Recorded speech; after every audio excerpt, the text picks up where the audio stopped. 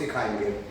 आपको master question देखिए कैसा होता है, पहले ये समझिए। जैसे वृत्त है, वृत्त में आरबी में 3 ही टाइप के क्वेश्चन ज्यादातर आते हैं, मतलब और भी हैं, पहले इसको देखिए। यहाँ पर लिखा है अगर किसी वृत्त की त्रिज्या 14 सेंटीमीटर है तो ज्ञात कीजिए वृत्त का व्यास और वृत्त का क्षेत्रफल और वृत्त की परिधि। कैसे निकालते हैं, पहले वृत्त के बारे में समझ लीजिए। ये आपका है वृत्त, सर्किल। यहां से यहां तक अगर हम इसको मिलाएंगे तो ये वृत्त की त्रिज्या होती है, इसे आर से डिनोट किया जाता है।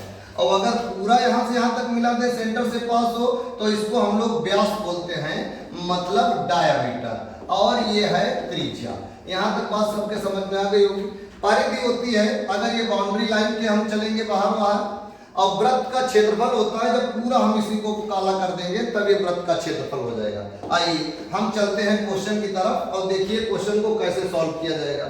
सबसे पहले ध्यान दीजिए, हमारा क्वेश्चन है वृत्त की त्रिज्या 14 सेंटीमीटर है, तो वृत्त की परिधि निकालना है, क्षेत्रफल निकालना है, व्यास निकालना है। व्यास की तरफ चलते हैं।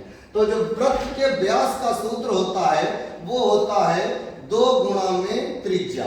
चाहे आपको जितनी भी त्रिज्या लिखी हो आप उसका डबल कर दीजिए तो आपको वृत्त का व्यास मालूम हो जाएगा।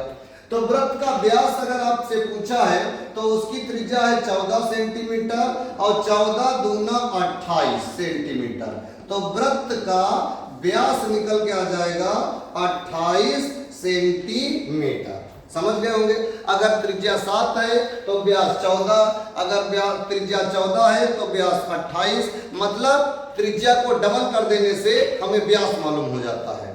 आगे अब चलते हैं वृत्त की परिधि की तरफ। अब वृत्त की परिधि का सूत्र है 2 पाई आर।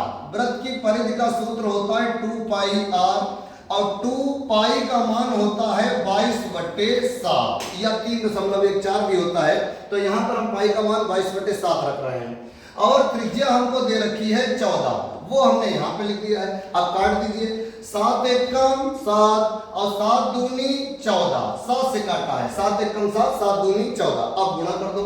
ये गुणा कैसे करोगे, 2 गुणा 22 और गुणा में 2, तो 22 दूना 44, 44 दूना 88। आंसर आपका निकल के आ जाएगा 88 सेंटीमीटर।